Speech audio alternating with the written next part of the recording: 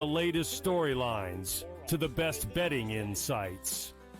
We've got everything you need to crank up the excitement this season. We can't promise there won't be a little yelling. Play a decent schedule. They have maybe 500. That just ruined my day. But we can guarantee a whole lot of fun. Merry Christmas from all of us at SportsGrid. Pharrell Coast to Coast. Only on SportsGrid.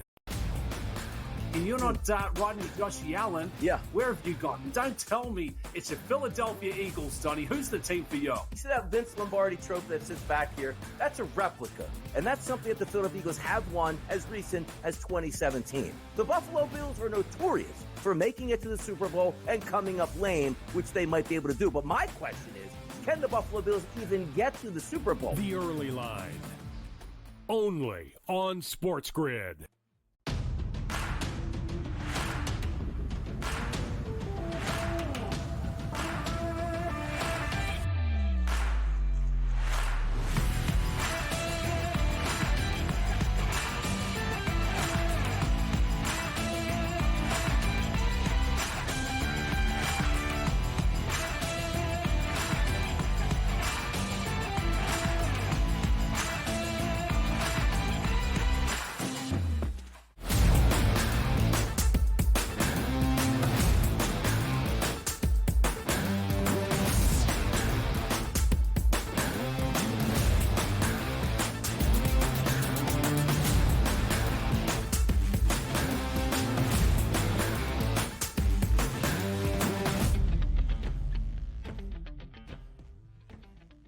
Right back here live on the early line. It's a Monday morning, Sirius XM channel 159, right here on the Sports Grid Network. And if you see just your boy Donnie Wright said, saying, hey, you know what? Is he rolling solo? Well, maybe for a little bit here. Ben said, you know what? The holidays are coming up. I forgot to buy my fiance a present. So he's out doing that right now while your boy DRS gets to talk some football here. Now, it is hour number 2. It's action-packed. You know me. I absolutely love Armchair Quarterback Monday because you get to analyze and overanalyze what happened on Sunday and try to turn that into next week's performances. Now, the one thing that's interesting now about the NFL is what, guys?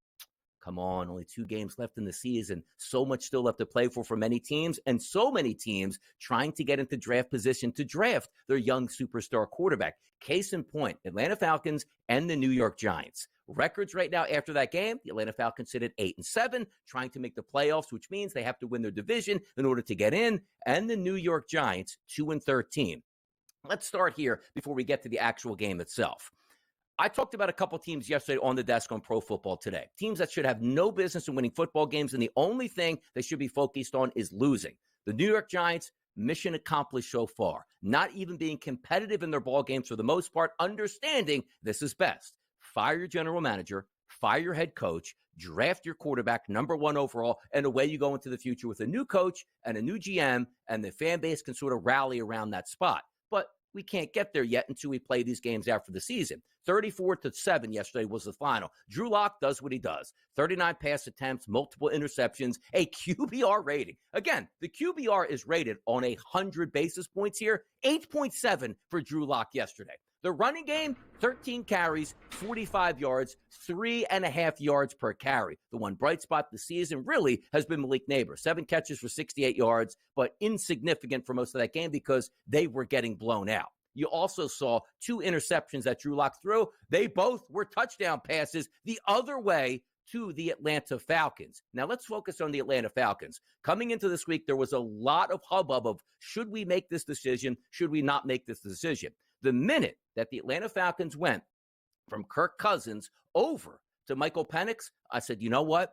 This is actually the sign of a healthy organization. As bad a move as it was on draft night to take Michael Penix and hand that big paycheck to Kirk Cousins, we all laughed at that and said, that's the wrong decision. And the Atlanta Falcons told you directly in their press conferences after the draft, what a great scenario. If Michael Penix never plays, it means we're having a great season. Well, guess what? Michael Penix is playing because you weren't having a great season because the quarterback that you paid close to $200 million with $100 million guaranteed can't play football anymore. But the fact that they went to Michael Penix in a layup game situation, because let's understand this. The Atlanta Falcons had back-to-back weeks of layups. One against the Raiders, which they almost blew, and Kirk Cousins was terrible in that game. They made the organizational decision to go out and say, you know what? we're starting Michael Penix here. This is our quarterback of the future, and that future starts right now. Even though, as I said, this was an easy win for them, they still went with the rookie. And if you see the graphic that's going to come up here, he wasn't bad. It was his first career start.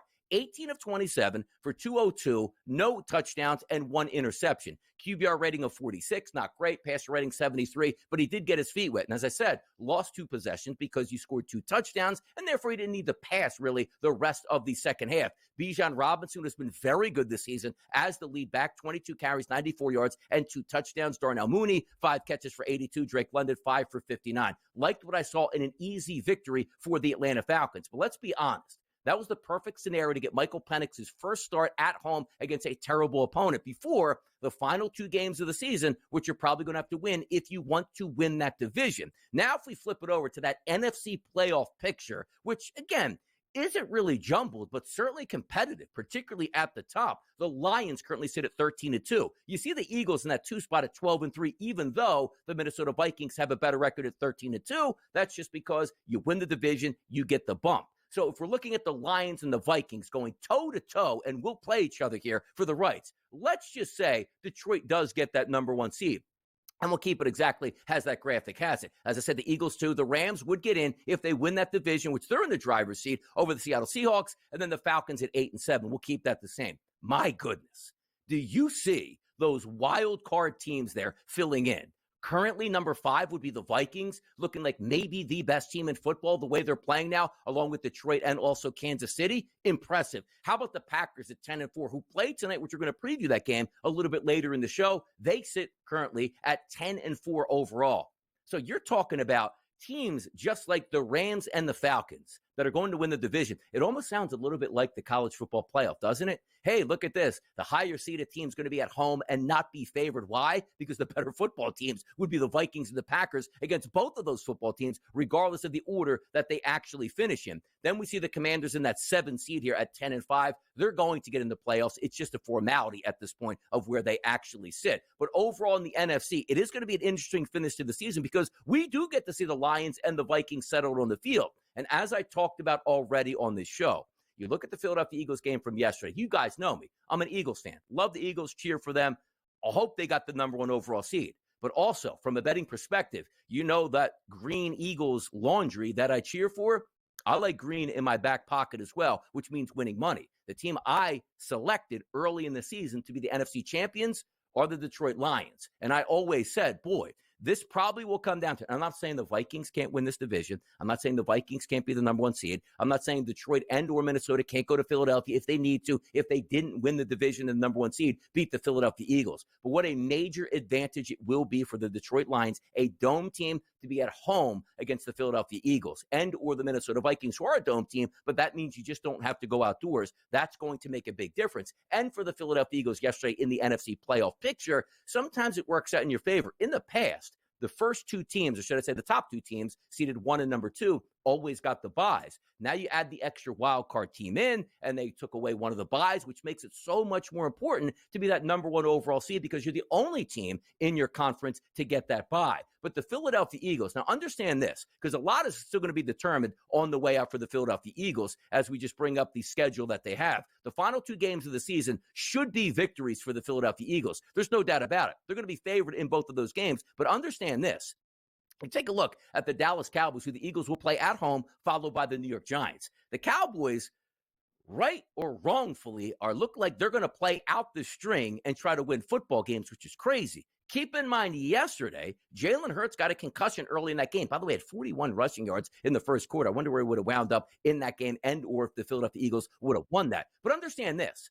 If Jalen Hurts is injured with a concussion and isn't cleared for this weekend, you go back to Kenny Pickett on a full game start. He was okay on Sunday. And yes, you don't take very many reps as the backup quarterback throughout the week. But Kenny Pickett also had his ribs injured and went for x-rays after the game and will have more tests today. Let's just say it's Tanner McKee, a third-string quarterback in there for the Philadelphia Eagles. Now, as I say that, let's just say the miracle happens and the Cowboys end up beating the Philadelphia Eagles. The Eagles will probably still claim the 2 seed because they have the ultimate layup in the New York Giants, the final game of the season, still fighting for the worst record in football, and they'll be able to beat them with any quarterback and any players that they actually have. But if they have to do that, that defeats the whole purpose of they probably should be resting up in week 18 with their major players. Now, understand this. It's not college football. You don't have 100 players on your roster. Players have to play, but quarterback, running back, top wide receivers, top offensive tackles, top defensive linemen, top defensive backs will rest that week getting ready for the playoff game the following week because they don't have that first-round bye.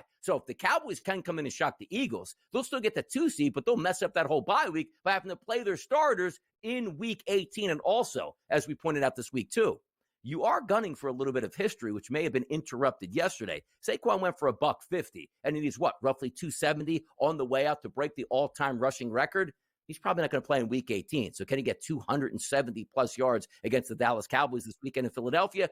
Probably not going to happen. But the NFC playoff picture certainly is interesting, but coming a lot more into focus. Number 1 seed, who's it going to be? Will we be getting the playoffs with the Rams and the Falcons, or can they get upset on their way out over the final 2 weeks of the season? That's just the NFC. The AFC, crazy as all get out as well. Excitement brewing. Even though football season is winding down, my goodness, it's a lot of fun to analyze, and the best is yet to come. It's the early line. We'll be right back after this short break.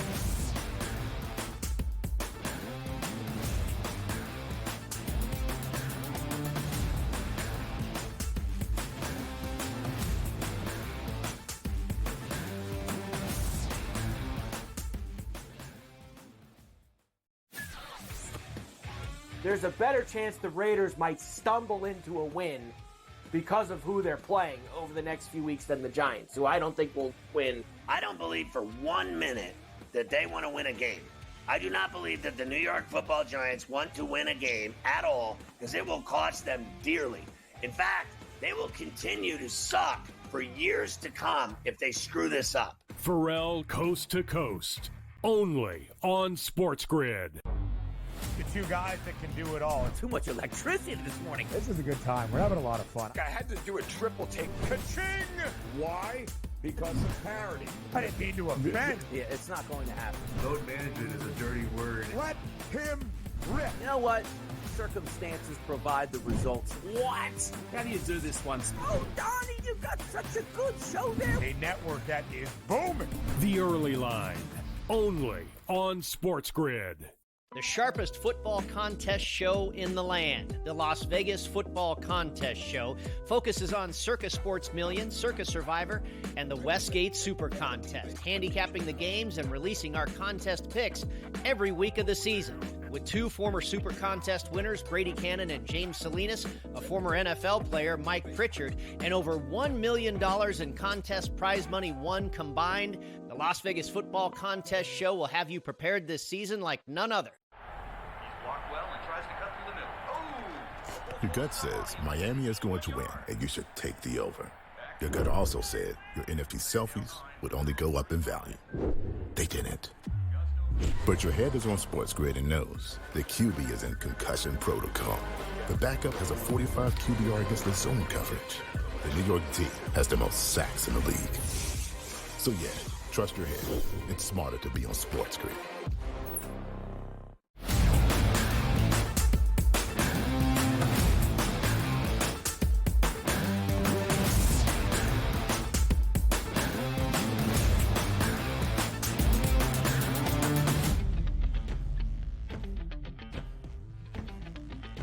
We're back and we're live. It's the Early Line right here on the SportsGrid Network, Sirius XM Channel 159. It's your boy Donnie right side, waiting to get Ben back in studio, alive and kicking here on a holiday week. So much to be thankful for and so much football that we still have to go over, which does include, I was just making a soliloquy of the NFC saying, hey, man, if those Detroit Lions can win it, my Philadelphia Eagles don't. It's a little bit more cash in my back pocket. But yesterday, Detroit looks like they were back on their game. And how about the Detroit Lions? A perfect 7-0 on the road this season, improving their record to 13-2 after a victory over the Chicago Bears, who dropped to 4-11, 4-4.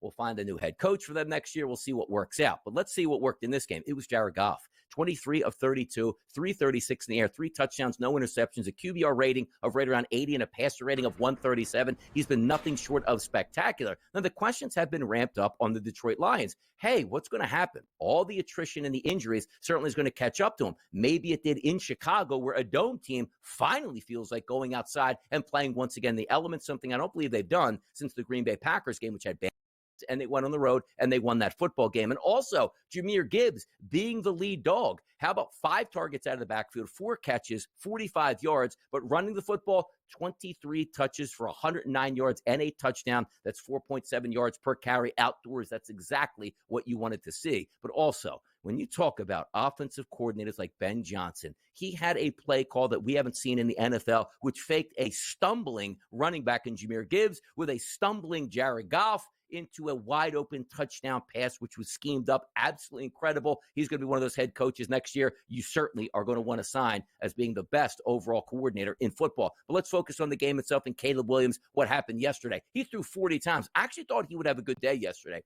And there were team totals on the Chicago Bears with a little bit of juice at 16.5. So technically they covered after being down double digits to start that game. Scored 2 touchdowns in the second quarter, 1 field goal in the third. Nobody scored in the fourth quarter, but the game did go over the total. But Caleb Williams, 334 yards passing, 2 touchdowns, and no interceptions. Now, granted, QBR rating of only 39, where maybe the best decisions weren't being made and a lot of junk time passing. That factors in. But his passer rating was a 108. You'll take that every time. But here's what you need to help with. Somebody help him in the backfield. The leading rusher yesterday for the Chicago Bears, 6 carries, 34 yards, 5.7 yards per carry. It was Caleb Williams. Keenan Allen showing up late in the season. 9 grabs for 141 yards and a touchdown. Rome Odunze, your young promising rookie, 4 catches for 77 yards in that football game. DJ Moore, 7 for 68. It's almost hard to fathom. It's like, hey, we lost a game by 17 points. Our quarterback had 334, 2 touchdowns and no interceptions, and our top 3 wide receivers were rolling all the way throughout. It's hard to do, but it happens. But Detroit still holding on based on tiebreakers right now to the number 1 overall seed, but we're not going to need tiebreakers apparently because these two teams, when they face off, they'll settle it on the football field, and that's all you can ask for. Now, when we talk about some of the best teams here overall in the NFC and meld them with the AFC, yesterday, what we thought also should have been a blowout scenario. It was the Buffalo Bills taking on the New England Patriots. That game wound up, how about this, guys? 24-21, with the Buffalo Bills improving to a perfect 7-0 at home, but a very game New England Patriots team drops to 3-12 on the season. Drake May, 22 of 36 for 261, 2 touchdowns, and an interception, a bad interception late in that game in the end zone, but he's a rookie. He's going to make those mistakes. Ramondre Stevenson helped them out, 12 carries, 60 yards, and a touchdown on the ground. Keyshawn Butte, how about this? 5 catches for 95 yards, and an early touchdown. They were in control of this game. They were up double digits, a 2-score lead, but didn't you know that the Buffalo Bills would be coming back in this game? And also, look at the byline here. Josh Allen, who is going to be the MVP of the NFL, 16 of 29 for 154 yards, 1 touchdown, and 1 interception. Unheard of over the past couple weeks for Josh Allen, a QBR rating of 28.7. And also the time that we're hearing from the press, you know what? Guess who had an injury to his hand and a broken hand that he's fighting through? Non-throwing hand. That's Josh Allen. But James Cook certainly was cooking yesterday. Only 11 carries needed to get the century mark and a touchdown, which included early on to get them back into the football game, a 46-yard touchdown, John. And also the leading pass catcher on that team, James Cook. 3 for 26 and a touchdown. So he was the main ingredient on the Buffalo Bills, which they're going to have to lean on more of that running game to help out Josh Allen. You could say 2 things about this. The Buffalo Bills were favored by over 14 points in this game, closing at most outlets here, including the FanDuel Sportsbook, at 14.5. They only won by 3, but it's still a victory as you're trying for that outside chance at the number 1 overall seed here in the AFC, which would put you in a better spot at home to play teams possibly like the Baltimore Ravens and or the Kansas City Chiefs, which you had the Kansas City Chiefs in your own building last year in the playoffs and weren't able to get that victory. We're not sweating that because there are no style points. Like go back a couple years in college football. You got to beat bad teams by a lot or the system is going to downgrade you. Whether you win by 1 or 15 points to get the cover for the Buffalo Bills yesterday, they only cared about picking up the victory, which looks like it was in doubt right away in the second quarter as they were down 2 touchdowns. But also, let's focus here on the Super Bowl odds coming up for the season because after this weekend, they are on the move. Look at the Chiefs now, plus 450 to win the Super Bowl. You say, hey, that's great. No, they're actually tied with the Lions and the Bills all at plus 450. And quite frankly, I don't think it makes all that much sense. Usually you give the tip of the cap to the teams with home field advantage all the way through. And you might say, Donnie, they're doing that though. The Chiefs are plus 450 And the Lions are plus 450, which I agree. But the Lions are a plus 450, matched up against the Philadelphia Eagles at a plus 650, and the Vikings at an 11-1 price. Then you look at the AFC and you say, well, I understand that the Buffalo Bills beat the Kansas City Chiefs earlier in the season. Yes, but also that rematch is probably going to go on Arrowhead, and they're probably going to be favored. So questioning the Chiefs at plus 450 and the Bills at plus 450. Now, also, if you are looking at overall scheduling, the Bills have 2 layups to end the season. And as we say so many times, any given Saturday or Sunday or Monday or Thursday now in the NFL, quite frankly, Wednesday, since they play on Christmas Day, anything can happen, and we get that. Easy wins can sometimes turn into losses. We've seen that many times. But just looking at the strength of schedule on the way out, if starters are playing all the way through, the Chiefs have the bigger schedule here. Road against Pittsburgh, tough environment. Steelers need that one. Road against the Denver Broncos, who might need that to get into the playoffs. And then we take a look on the opposite side and see what the Buffalo Bills have. And we say, hey, they're layup schedules. They're going to be absolutely easy for them. The Jets and the Patriots. Aaron Rodgers, probably still playing football. Final game of the season, the Patriots, they might actually be playing for the number 1 overall pick. We'll find out. Much more football on the way. It's the early line right here on the Sports Grid Network. I'm Donnie Rightside and Ben Stevens. We'll be back.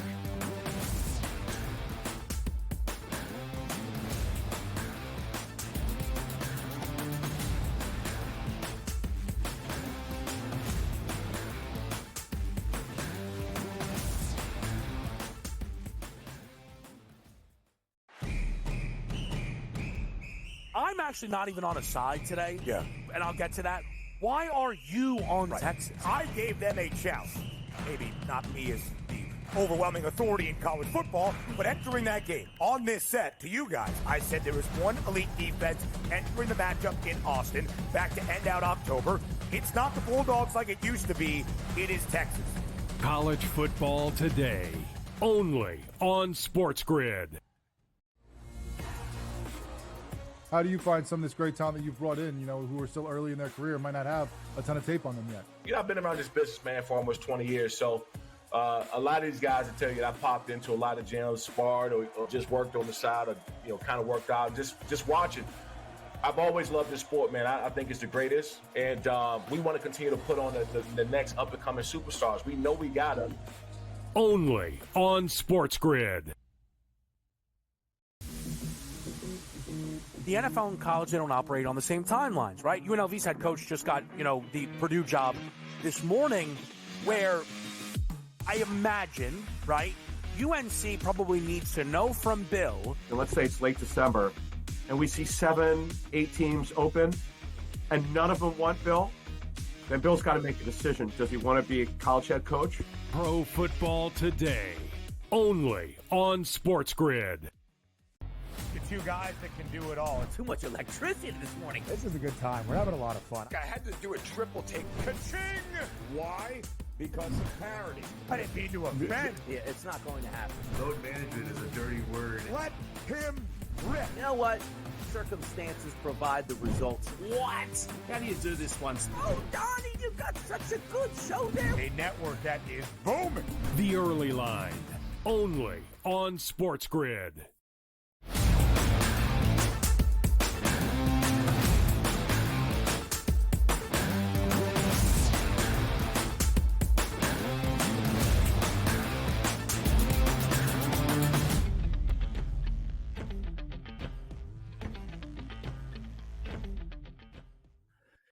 Oh, it's more football. It's the way we do it. It's Armchair Quarterback Monday right here on the Sports Grid Network, Sirius XM Channel 159. Loving life, because why?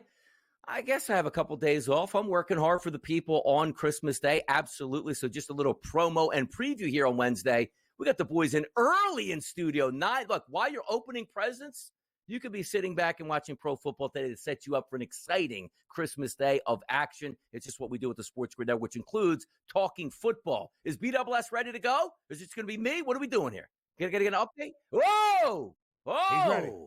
Yeah. Is he? Let's give a count. I'm going to give you a count. Ben, ready? In 3, 2, 1. There you go.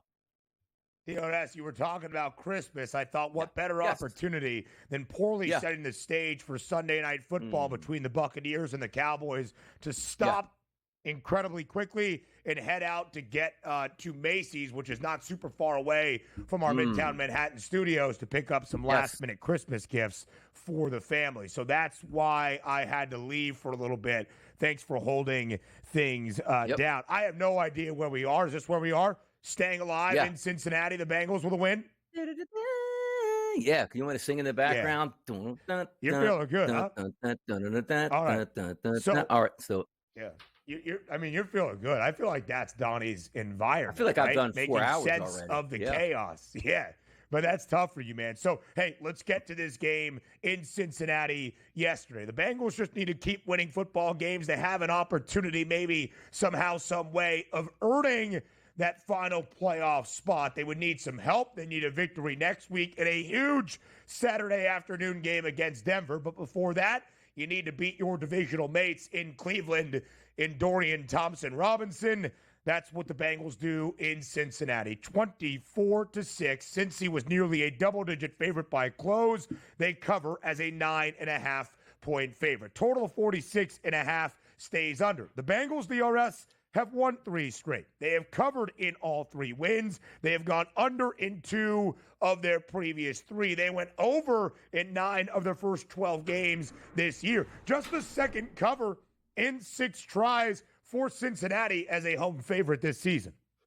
Yeah, they need a miracle to get in, but that's also a product of what they've done this season, like losing their opening game against the Patriots here and not being effective in games they're supposed to win and coming up small in games late in the season. But Cowboys win, Titans win, Browns win. You have a chance to settle up with the Broncos, a team directly in front of you, and then end with the Steelers, who they might need that game or not, but you know the Bengals certainly will be in both of those games. I like the performance they had yesterday because, once again, we talk about the NFL as easy layup games. Supposed to be for the Cincinnati Bengals. That line opened up around that 6.5, 7.5, and ballooned all the way up to close to 10 by game time. And 17-0 at the break. Cleveland makes a little bit of comeback. You sort of fend them off 24-6. Those aren't games that you usually see the Cincinnati Bengals winning. It's 24-23. It's 31-30. Their defense doesn't make any stops. Now, yes, it was Dorian Thompson-Robinson at quarterback, but Jerome Ford still had 11 carries for 92 yards. Njoku coming back from an injury, 66 yards in that game. He was fine, but you're supposed to win these games at home against really, really bad football teams, and they did that going away and covering.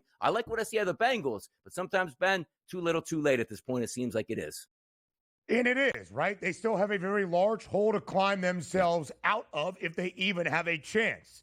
The biggest thing will be next week against the Denver Broncos. Cincinnati started, of course, 0-3. We have only ever seen one team start winless 0-3 since 2000 and get to the postseason. So the Bengals still a very large hill to climb. What I will say, Donnie, none of this is on Joe Burrow this season, who has in fact been historic. 252 yards yesterday, 3 touchdown tosses, including the first one where he was parallel with the turf and somehow got it off, somehow, some way, into the arms of T. Higgins. 7th consecutive game for Joe Burrow with 250 passing yards in 3 passing touchdowns at least. 250 in 3 at least in 7 straight. The first quarterback to ever do that in NFL history. Here is Joe Burrow in just a tank top yesterday in Cincinnati about what it means to still be in the playoff race right now for the Bengals.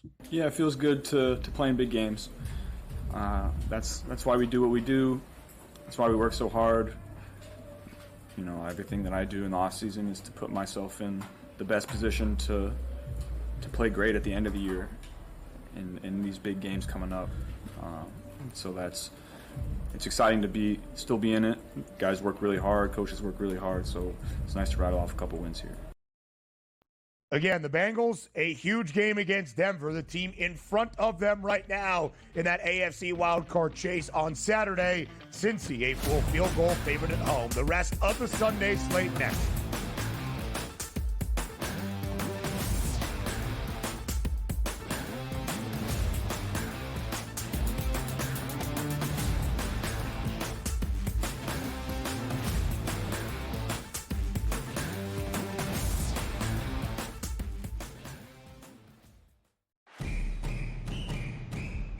I'm actually not even on a side today. Yeah. And I'll get to that.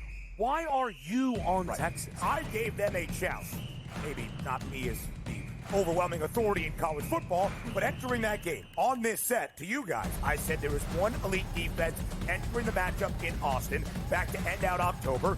It's not the Bulldogs like it used to be. It is Texas. College football today, only on SportsGrid. How do you find some of this great talent that you've brought in, who are still early in their career, might not have a ton of tape on them yet? I've been around this business, man, for almost 20 years. So a lot of these guys will tell you that I popped into a lot of gyms, sparred or just worked on the side or, kind of worked out, just watching. I've always loved this sport, man. I think it's the greatest. And we want to continue to put on the next up-and-coming superstars. We know we got them. Only on SportsGrid. The NFL and college, they don't operate on the same timelines, right? UNLV's head coach just got, the Purdue job this morning, where I imagine, right, UNC probably needs to know from Bill. And let's say it's late December, and we see 7, 8 teams open, and none of them want Bill. Then Bill's got to make a decision. Does he want to be a college head coach? Pro football today, only on SportsGrid. The two guys that can do it all. Too much electricity this morning. This is a good time. We're having a lot of fun. I had to do a triple take. Ka-ching! Why? Because of parity. I didn't mean to offend. Yeah, it's not going to happen. Load management is a dirty word. Let him rip. You know what? Circumstances provide the results. What? How do you do this once? Oh, Donnie, you got such a good show there. A network that is booming. The Early Line, only on SportsGrid.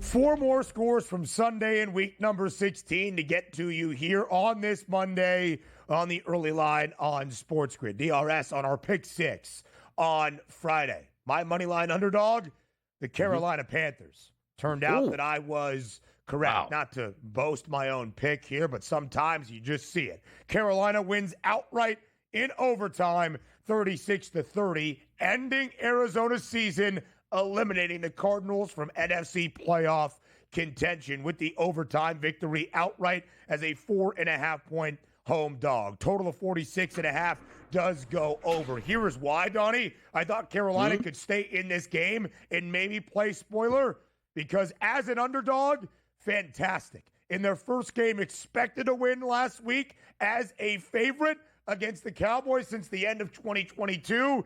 They looked awful. Carolina has now covered in their last 6 games as a dog. They have covered in 6 of their last 7. And frankly, you got to feel good for the guy on the screen in Bryce Young. The third outright win for the Panthers in the 8 games since Young returned as the starting quarterback in Charlotte. Call me crazy, Donnie, but Bryce Young better be their guy entering next year as well. Oh, he will, and they better get him some weapons, and they will. The one thing that you did, you locked up Chuba Hubbard at a decent contract for the next couple of years, 25 carries, $152, 2 touchdowns, which included that long run in overtime. I should say long run, 28, 30-yard run in overtime to seal that game. But you might look at those statistics for Bryce Young, like, that's not a franchise guy if you didn't watch the game. 17 of 26, 2 touchdowns, no interception. Sounds like he managed the game. Yeah, his QBR rating was an 80 in that game. Did you see what he did on the ground? 5 for 68. Good for 13.6 yards per carry and added a touchdown. That means he's winning what the defense is taking, and that's very important here. He just needs weapons. Like, honestly, I like Adam Thielen. He's an aging veteran wide receiver as your true number one. I know you hit the draft. A couple of those guys banged up and injured on Sunday, couldn't go, and/or if they did go, were somewhat limited. But in the future, the Carolina Panthers need to spend money. Their owner is rich as all get out. He can afford those signing bonuses, circumvent the salary cap. You just need to get better picks here. It's a double-edged sword, because you hear me preach a lot like the Dallas Cowboys. The hell you doing winning football games? You hear me preach about the Raiders. What the hell you doing winning football games? Because you're probably going to need either a good player and/or, like Vegas, is you actually need the quarterback. You don't need the quarterback in Carolina. So now you're measuring, hey, putting this kid in situations where he can win football games late and hang around might be more important than getting the 3rd overall pick as compared to the 7th or 8th overall pick, because he understands building that confidence heading into an offseason with their coach might be a little bit more important at this time. And it could be good for Carolina in the top 10 to get a defensive player, a skill position player to help a quarterback because, Donnie, there will be many teams in the top 5 or top 10 that are seeking a QB come the end of April, including, as you alluded to, more than likely the Las Vegas Raiders, who actually hurt their chances of getting the best quarterback or the number 1 overall pick with a victory at home yesterday against Jacksonville. 19-14 the win for Las Vegas. They did cover as a 2.5-point home favorite, expected to win. Total of 41.5 stays under. Snaps a 10-game losing skid for Las Vegas. Whoever that future quarterback is, more than likely not Aiden O'Connell, who did start once again yesterday, they are going to have one of the best tight ends in the NFL. That is Brock Bowers, a historic rookie season, DRS. 11 grabs yesterday for 99 yards. He is only 10 yards away from setting the new rookie tight end receiving yards record, surpassing the long-standing mark that Mike Ditka has held since 1961. Yeah, and he will, and he's fantastic. He was unbelievable in college. It's one of those picks where sometimes you pick the tight end, you get Kyle Pitts, where it's like, hey, he's got all that athletic ability, but just doesn't click so much. But now you're seeing right away this kid clicking. Now, he does get the benefit of playing on a bad football team with extra targets. Hopefully that changes. I'm sure he'll make the change. Hey, you know what? I don't have to lead the league, let's just say, in yardage or touchdowns or catches as long as we win. But he was a home run pick for the Raiders and something they can build on, no doubt. Yeah, absolutely so. And DRS, when you talk quarterback, Shedeur Sanders, of course, out of Colorado, minus 200 favorite to be that first overall pick. Cam Ward, not all that far behind at plus 170. The Giants get blown out in Atlanta. The Raiders eke out a win over the Jaguars. New York, as they entered yesterday still, but the G-men in prime position to have that number 1 overall selection. By the way, just a little bit more on Bowers. Already 90 total receptions this year. That's already the rookie record, moving past the mark that Sam Laporta of the Lions set a season ago. And in fairness to Kyle Pitts, also had a historic rookie season. Second most receiving yards up until yesterday. Those are the 3 rookie tight ends in the history of the NFL with more than 1,000 receiving yards in a regular season. Ditka, Bowers, Pitts. DRS yesterday, based on that Commanders win early, it knocked a lot of people out of playoff contention. We talked about the Cowboys, and then almost immediately, as the Niners were getting ready for a game in South Florida, San Francisco learned their season was now effectively over. Did it impact the game, or is it just a season for San Fran defined by injuries? Either way, the Niners lose in Miami to the Dolphins 29-17. Miami actually closed as a very, very short pick'em underdog. So they went outright as a dog. A total of 43.5 skies over. Just the 5th win, Donnie, for Miami in 21 total games booked as an underdog with Mike McDaniel as its head coach. Big win for the Dolphins as the dog.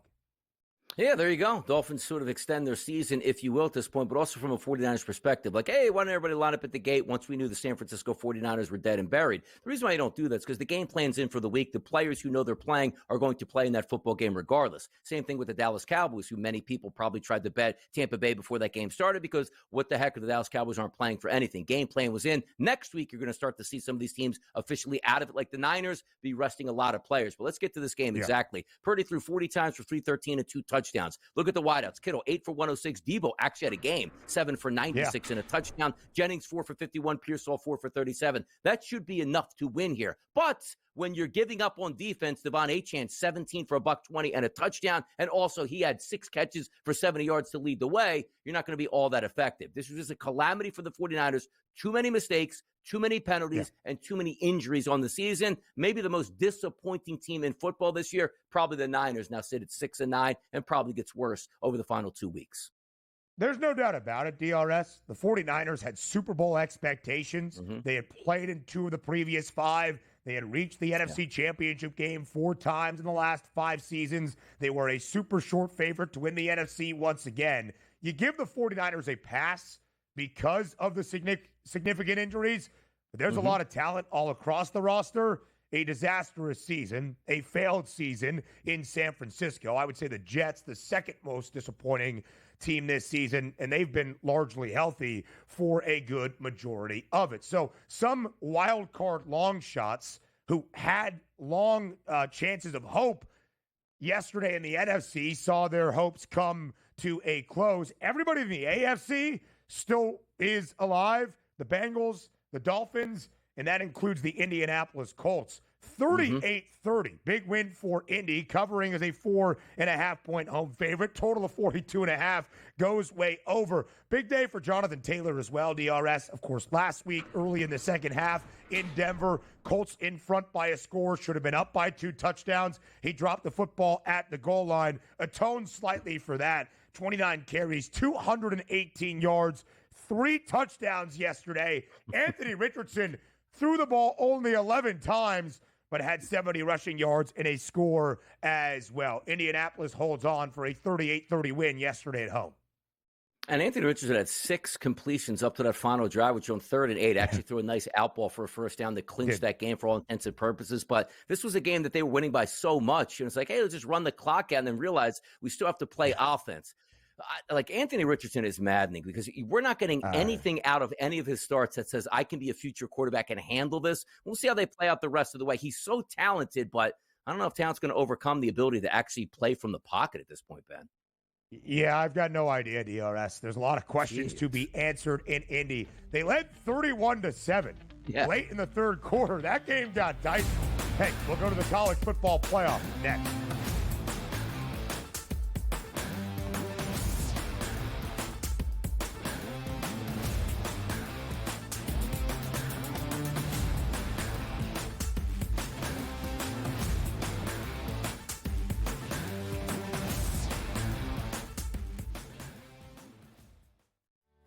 The holidays come with a touch of craziness, from unwrapping the latest storylines to the best betting insights. We've got everything you need to crank up the excitement this season. We can't promise there won't be a little yelling. Play a decent schedule. They have maybe 500. Oh, that just ruined my day. But we can guarantee a whole lot of fun. Merry Christmas from all of us at SportsGrid. I mean, this is week 16, and you're throwing this guy in the fire. I know the Giants suck, Scotty, but you got that backdrop. Just give it to Bijan 50 times if Penix isn't looking too well. And I also think Penn State has an easy track. And I think, to be honest with you, Indiana, people are all going to say they should have never been there. And listen, I just wanted to say one last time before that happens that you can all kiss my ass. Pharrell Coast to Coast, only on SportsGrid. And you're not riding with Josh Allen. Yeah. Where have you gone? Don't tell me it's the Philadelphia Eagles, Donnie. Who's the team for you? You see that Vince Lombardi trophy that sits back here? That's a replica. And that's something that the Philadelphia Eagles have won as recent as 2017. The Buffalo Bills are notorious for making it to the Super Bowl and coming up lame, which they might be able to do. But my question is, can the Buffalo Bills even get to the Super Bowl? The early line, only on SportsGrid.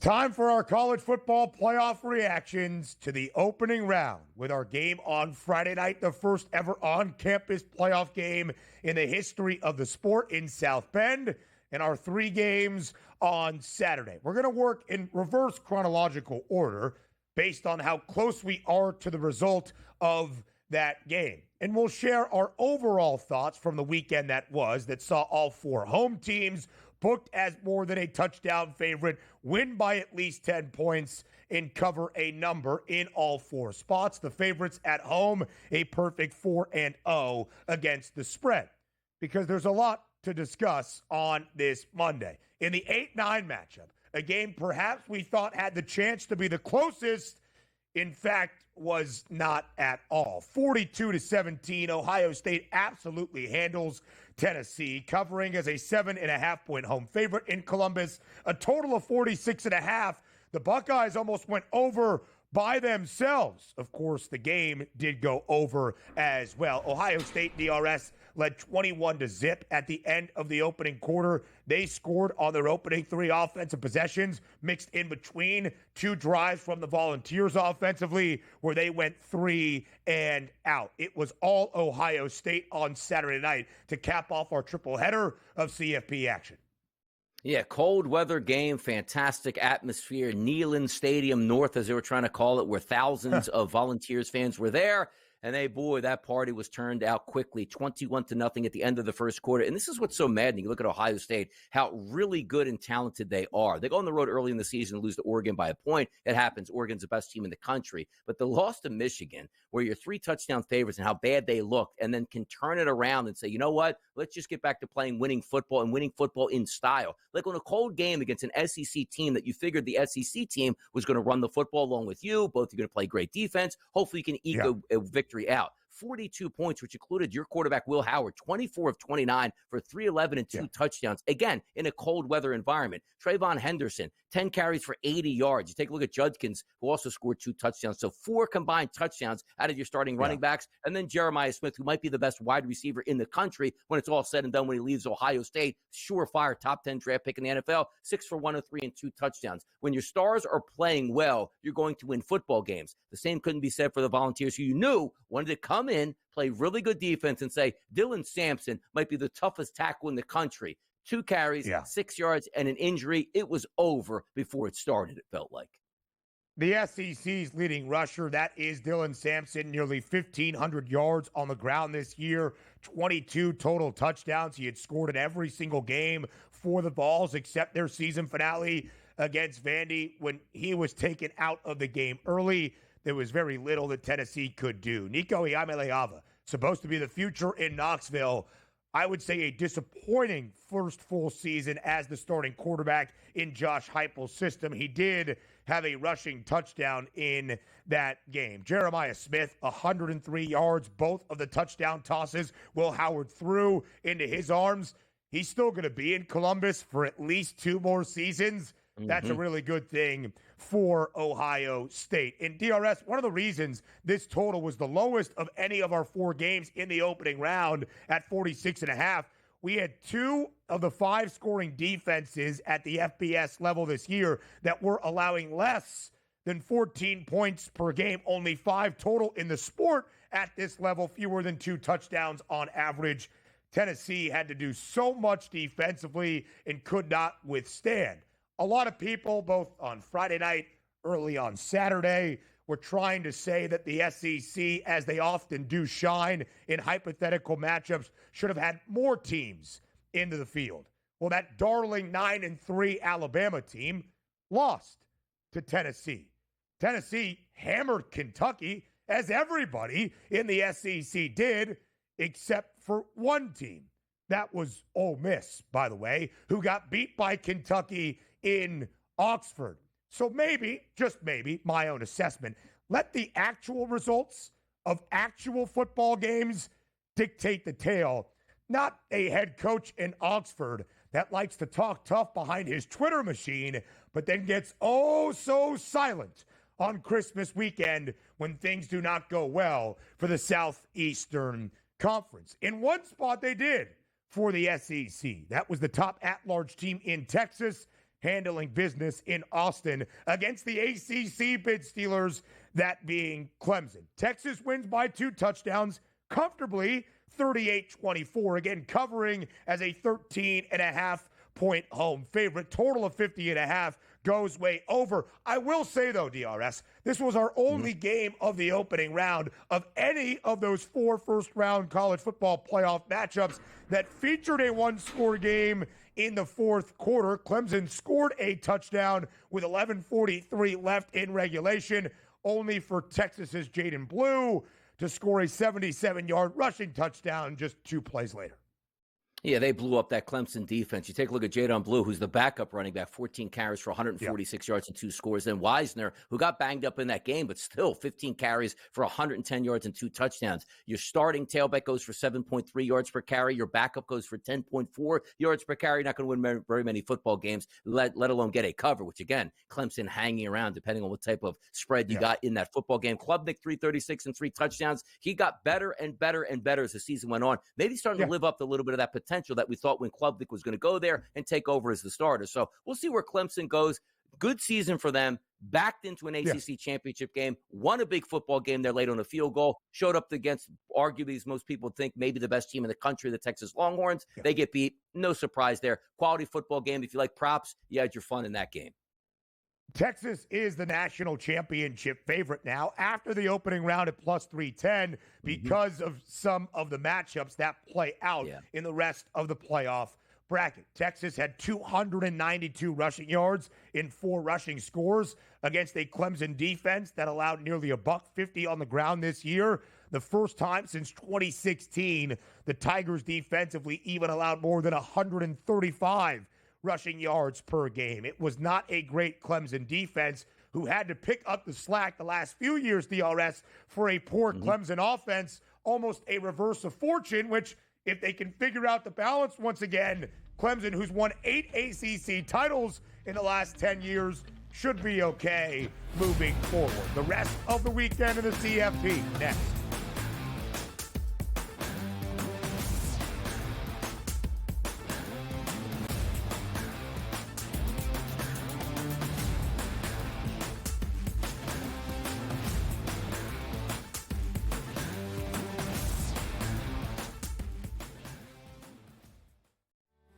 The holidays come with a touch of craziness, from unwrapping the latest storylines to the best betting insights. We've got everything you need to crank up the excitement this season. We can't promise there won't be a little yelling. Played a decent schedule. They had maybe 500. Oh, they just ruined my day. But we can guarantee a whole lot of fun. Merry Christmas from all of us at SportsGrid. I mean, this is week 16, and you're throwing this guy in the fire. I know the Giants suck, Scotty, but you got that backdrop. Just give it to Bijan 50 times if Penix isn't looking too well. And I also think Penn State has an easy track.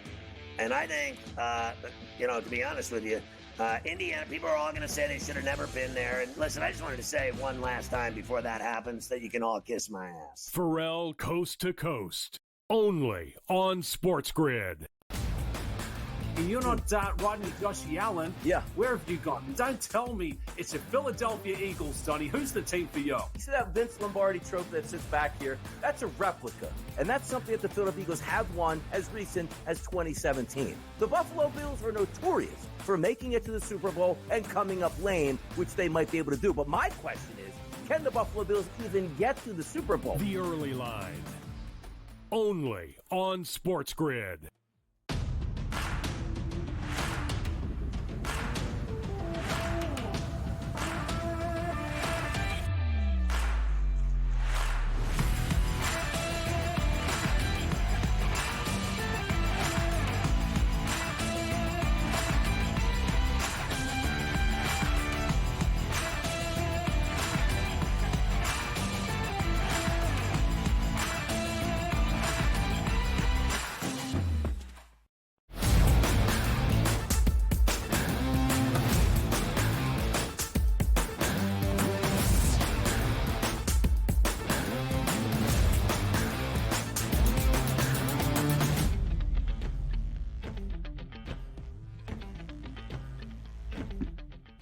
The college football playoff for the first ever time in the 12-team era this weekend that led to many sweeping overreactions from people I'm not even very sure like college football. DRS, let's start with our first game on Saturday here in this segment as we looked at the final 2 of 3 that we had. This was the most decisive win for any of the 4 home teams in the opening round. In State College, Pennsylvania, in a valley that is happy, it was incredibly joyful on Saturday afternoon. Penn State hammers SMU 38-10. The Nittany Lions easily cover as an 8.5-point favorite. A total of 51.5 does stay under. Penn State picked off SMU's quarterback Kevin Jennings 3 times in the opening half.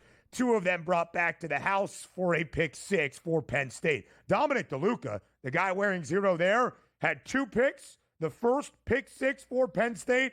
Tony Rojas had the other, and from there, it was all Penn State. They could be dominant on the ground, even against one of the better defensive fronts in the country in the Mustangs. Penn State wins comfortably as a favorite, Donnie.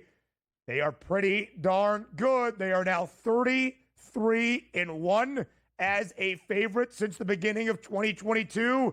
They are 24-9-1 against the spread as a favorite in that span. Yeah, and also understand this with Penn State. No better team in the country. When they are a favorite, they will pound you into submission. Yep. When you are an underdog, they will get beat. It's exactly what happens. You see Penn State, which we'll get to, and we'll speak ad nauseum on the next round there. Penn State has a bye week once again next week until they actually face a team that they might not be favorite against. But let's focus on this game on Saturday. This is what home field advantage is for. Freezing cold temperatures in front of your own fans against a team that's not used to playing in freezing cold temperatures. You saw with Ohio State, they're used to colder weather. The SEC is not used to colder weather. This is always, we've talked about the SEC wanting to see them play in northern environments for 50 years, but they just don't do it. It was great to see it because, yes, it is real. Southern kids going to play at a northern school and get hammered here. Same thing with SMU. I don't want to take away from SMU's season because it was okay. They really didn't play a great schedule, didn't beat teams that were really tough on their schedule, and they wind up with basically a quarterback masquerading as a wide receiver who looked like he was actually a wide receiver playing quarterback once again on Saturday, and they got absolutely hammered. It wasn't a surprise. I thought Penn State would win. I thought SMU might hang around, but this game was 28-0 at the break where Penn State was like, let's just not get injured before we have to play Boise in the next week out in our bowl game / playoff game.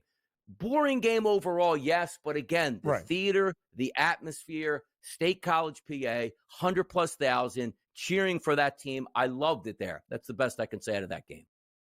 Let's give Kevin Jennings some credit. Had a great season up until Saturday. It looked like a wide receiver as he had to streak down the field to try to catch Penn State defenders as they were taking it to the house. And yes, DRS, a home playoff game in a place like Happy Valley in Beaver Stadium is awesome. First ever college football playoff appearance in the 11 seasons with James Franklin at the helm in State College. It is not a win, though, that will satisfy those at Penn State for winning the big one. They were expected to win. They should have. They did, impressively so. First game on Friday night. What a scene it was in snowy South Bend, Indiana, for the in-state showdown between Notre Dame and Indiana. That 7-10 split. Notre Dame wins 27-17. This actually, the lowest margin in the opening round, it wasn't really all that close. It was 27-3 for a good majority of the game before IU scored 2 touchdowns in the final minute and a half of regulation. That even included converting a successful onside kick. It was all Notre Dame all night long. The Irish win big by double digits in the first ever playoff game in the 12-team era, in the first ever on-campus playoff game in the history of college football playoff. Yeah, when as expected. Notre Dame's a really good football team. Outside of that loss to NIU, they basically pulverized most of their opponents and pretty much did the same against Indiana. It's close to score, closer than what the game actually indicated, but I was really impressed. The one running back that I've loved all season long, which I know a lot of Notre Dame fans would scream like, why don't we just get the ball to Jeremiah Love even more? And that does get banged up in the last game, but come on now. 98-yard touchdown run to get that juice flowing right off the bat there at Notre Dame Stadium. That was as impressive as you're going to find. And they just held on and did what they had to do to win that game. I just wish sometimes in the college football, I know you're not going to get brand recognition, and I don't think Notre Dame was going to lose to Alabama, and I don't think Miami was going to go into Penn State and win, but you might have had a little bit more atmosphere before the games and hype as compared to what you actually got there. But I don't know if the results would have changed here, regardless of whether or not you think they should have gotten in. Notre Dame's really good. They were home. They were supposed to win, and they did. Yep, they did. Hour number 3 up next on the Early Line.